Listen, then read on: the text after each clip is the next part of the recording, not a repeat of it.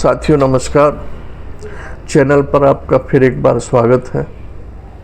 साथियों, हर माँ बाप जब बच्चा जन्म लेता है बहुत खुशियाँ मनाते हैं। ख़ास तौर से बेटा जब जन्म लेता है तो माँ बाप खुशी से फूले नहीं समाते।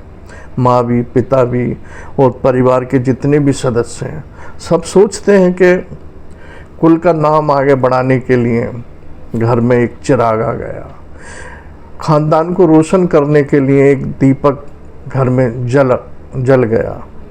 जैसे जैसे बच्चा बड़ा होता है, आगे बढ़ता है, पढ़ता है, लिखता है, माँ बाप उसकी शादी करते हैं, फिर उसके भी बच्चे होते हैं। लेकिन आगे चल के कहानी क्या बनती है ये किसी को पता नहीं। मैं आपको एक सत्य घटना बता रहा हूँ। ठाकुर मरखान सिंह मध्य प्रदेश में इंदौर शहर में जो जेल थी वो जेल पुलिस में थे और रिटायरमेंट जब उनका हुआ तो काफ़ी पैसा उन्होंने कमाया था। जेल में अवैध कमाई भी होती है। वो जेल से वहाँ से रिटायर होने के बाद अपने गांव आ गए। उनका 3 बेटे थे उनके, लेकिन बड़े बेटे का नाम सुदर्शन था। उसको दर्शन कहते थे। सुदर्शन ना कहकर, दर्शन संक्षिप्त रूप था तो दर्शन कह के पुकारते थे।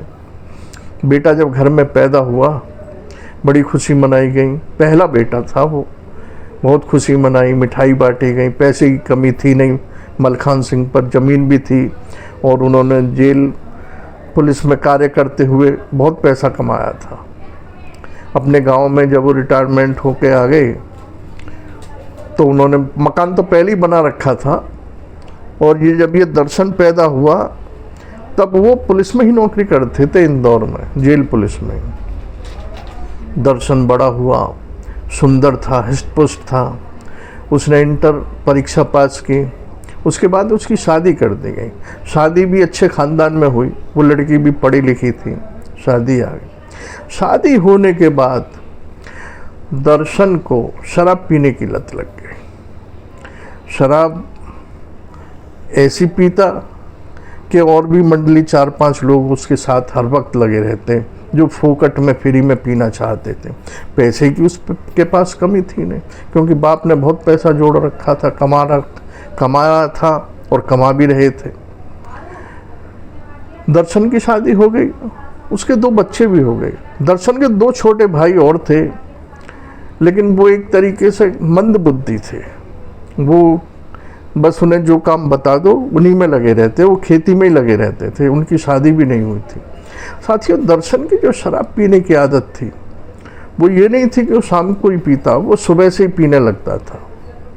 दर्शन की माँ, जिसका नाम चंद्रवती था लेकिन उन्हें चंदा कहते थे, बहुत हृष्ट-पुष्ट तंदुरुस्त महिला, आवाज़ में बहुत कड़कपन, शेरनी सी दहाड़, छत्राणी, अपने आप को छत्राणी से कम नहीं समझती थी वो महिला। उसने बहुत कोशिश की कि ये मेरा बेटा शराब ना पिए, लेकिन वो नहीं माना। वो अब जब माँ उसको पैसे ना देती तो कहता कि मेरे हिस्से की ज़मीन मुझे दो, मैं उसे बेच के अपना शौक मौज पूरा करूँगा।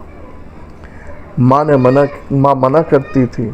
ज़बरदस्ती घर में से पैसे निकाल के ले जाता था। माँ के जो सोने चांदी जो भी हाथ लगता गहना वो ले जाता, बहू का ले जाता। स्थिति ये आ गई कि वो रोज़ाना घर में मार पिटाई भी करने लगा था। अपनी माँ के साथ तो नहीं करता था, लेकिन पत्नी के साथ मार पिटाई करने लगा था कि कहीं से भी ला, कुछ भी कर, मुझे पैसे दे, शराब मुझे पीनी है। मतलब वो इतना आदी हो चुका कि उसकी शराब हर वक्त बिना शराब के वो रह नहीं सकता था। इसी बीच साथियों, उसके पिताजी मलखान सिंह रिटायर होके अपने गांव आ गए। काफ़ी पैसा वो अपने साथ लेके आए। उन्होंने कुछ भैंसें खरीदी, घेर बनवाया, ज़मीन भी खरीदी और वो खेती करने लगे। दर्शन का शराब पीने का जो ये ऐब था ये अब भी बंद नहीं हुआ। अब उसे एक ऐब और लग गया, वो जुआ और खेलने लगा। शराब तो आदमी 100, 200, 500 की पी लेगा सुबह शाम तक, लेकिन जुआ जो खेलने लगा था वो, उसमें तो पता ही नहीं चलता आदमी कितना हार रहा है।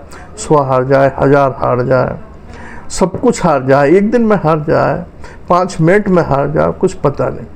अब जुआ की जो लत लग गई तो माँ बाप दोनों बड़े परेशान, कैसे छुटाएं। एक दिन शाम को वक्त उसकी माँ चूल्हे पर खाना बना रही थी, सब्जी बना रही थी, चूल्हे में लकड़ी लगी हुई थी, वो भी वहीं बैठ, कुछ शराब उसने पी रखी थी और ज़्यादा पीने के लिए और जुआ खेलने के लिए वो पैसे मांग रहा था कि या तो मुझे कुछ ऐसी चीज़ दे दो सोने चांदी की जिसे मैं रख के बेच के अपना इच्छा पूरी करूं। माँ ने कहा कि मान जा, बहुत हो गया, तेने बहुत बर्बाद कर दिया, नहीं तो मैं आग लगा के मर जाऊंगी। देखिए आग जल रही है। नशे में तो दर्शन था ही। वो अंदर गया, मिट्टी के तेल की 5 लीटर की कट्टी भरी हुई रखी थी, वो उसको ले आया कि ले मरना है तो मर जा। उसने वो ढक्कन खोला और माँ के ऊपर उड़ेल दी। माँ एकदम सन। माँ फिर भी गुस्से में बोली, मान जा, मैं अब भी कह रही हूँ छोड़ दे ये आदत, तुझे अब 1 पैसा नहीं मिलेगा, मैं आग लगा के सच में मर जाऊंगी।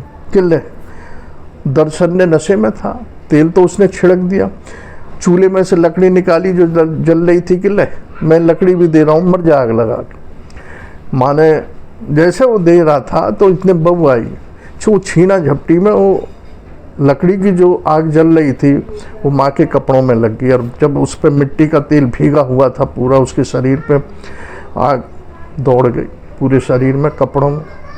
अब वो बाहर को भागी। लगभग 80% वो महिला जल नाली में लेटी कुछ भी, लेकिन वो इतनी जल गई थी 80% कि वो बच नहीं पाई, ख़त्म हो गई।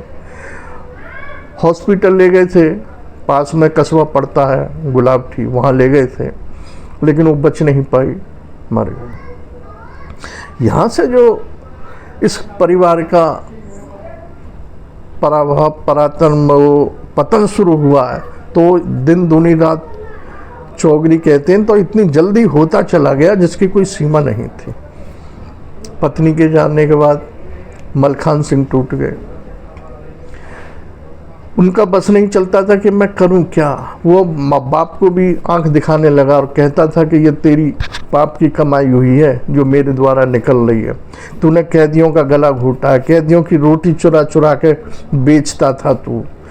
ये वो दर्शन कहता था अपने बाप से, मुझे पता है, मैं रहा हूँ इंदौर में तेरे साथ, तू तड़ंग बात करता था वो।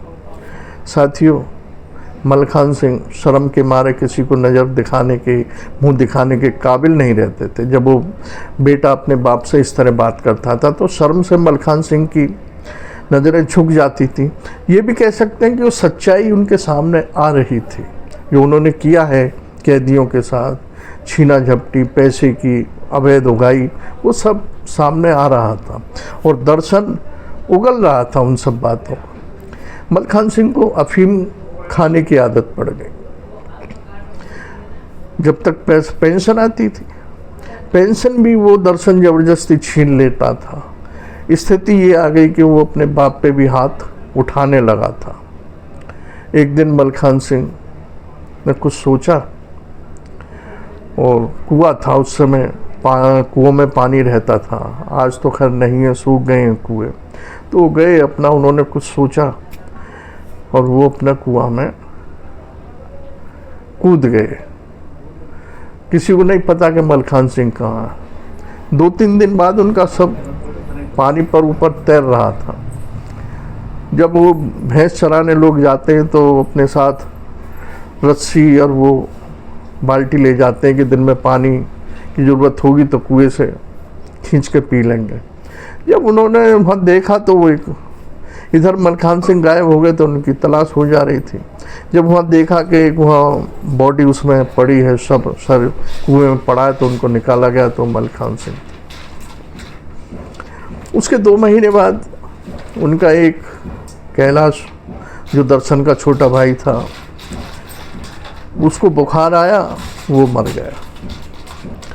उसका तीसरा भाई, उसका दिमाग चल गया, वो मर गया। दर्शन का एक लड़का हुआ था, एक लड़का बड़ा हुआ, दर्शन ने किसी तरह उसकी भी शादी कर दी। बेटे को भी शराब पीने की लत लग गई। बेटे के भी, यानी दर्शन के जो बेटा था, उसके भी औलाद हो गई, छोटे छोटे बच्चे थे, काम वो भी कुछ नहीं करता, जैसे बाप ने कोई काम नहीं किया ऐसे बेटे ने भी कोई काम नहीं किया। स्थिति ये आ गई कि दर्शन का जो बेटा था वो भी इतना शराब पीने लगा था कि उसके किडनी फेल हो गई और दर्शन के सामने ही वो भी मर गया। अब दर्शन की 2 लड़कियां थीं, उसकी आर्थिक स्थिति ऐसी नहीं थी कि वो अपनी बेटियों की शादी कर दे, तो गांव के लोगों ने, समाज के लोगों ने, मोहल्ले ने, सब ने पैसा उगा के उसकी दोनों लड़कियों की शादी की। बेटा मर गया, उसके छोटे छोटे बच्चे हैं। दर्शन आज भी जिंदा है, आज भी शराब पीता है। अच्छा, धन जो ज़मीन जायदाद थी वो सब उसने जुए में हारता चला गया, अपना घर हार दिया, जुए में लगा दिया, अपना घेर जो था, पक्का घेर था, वो भी जुए में लगा दिया, सब जुए में हार गया। आज स्थिति ये है कि वो अपने गांव में ग्राम समाज की जो एक ज़मीन है टुकड़ा, उस पर झोंपड़ी बना कर रहता है। साथियों, कहते हैं ना कि पूत कपूत तो क्या धन संचय, और पूत सपूत तो क्या धन संचय। अगर पूत सपूत होगा तो आप उसको कुछ भी ना दे के जाओ, सपूत होगा तो कमा लेगा, उसके अंदर संस्कार होंगे, योग्यता होगी, आपके दिए हुई अच्छी बातें उसने समझी होंगी, ग्रहण करी होंगी, तो आपके ख़ानदान का नाम रोशन करेगा, आपके परिवार का नाम रोशन करेगा, माँ बाप का नाम रोशन करेगा। और अगर कितनी भी दौलत उसको कमा के छोड़ जाओ बेटे के लिए, मकान, दुकान, महले, 2 महले, व्यवसाय उसको छोड़ जाओ और ये सोचो कि ये बेटा इसको आगे बढ़ाएगा, अगर वो कपूत निकला तो सब कुछ मिट्टी में मिला देगा। ज़्यादा समय नहीं लगेगा आपको कमाने में, तो बहुत समय लगा आपको, लेकिन उस कपूत को धन दौलत ज़मीन जायदाद मिट्टी में मिलाने में, बर्बाद करने में ज़्यादा समय नहीं लगेगा, कुछ साल लगेंगे और फिर वो सड़क पे ही आ जाएगा। तो ये जो कहावत है साथियों, बहुत अच्छी बनाई है। मैं तो आप सबसे यही अपील करता हूँ कि गलत तरीके से, अवैध तरीके से कमाए हुए धन अपनी औलाद को छोड़ के मत जाओ, ना कमाओ ना छोड़ के जाओ। अगर आपकी औलाद सपूत है, संस्कारवान है, आपने उसको अच्छे संस्कार दिए हैं, उसमें योग्यता है, तो आप उसको खाली हाथ भी छोड़ दोगे तो वो वहीं गुलशन महका लेगा, फूल खिला लेगा अपनी मेहनत के बल पर, अपने संस्कारों के बल पर आपका नाम रोशन कर देगा। इसी के साथ साथियों, आपने वीडियो देखी सुनी, इसके लिए आपका धन्यवाद, आभार, नमस्कार।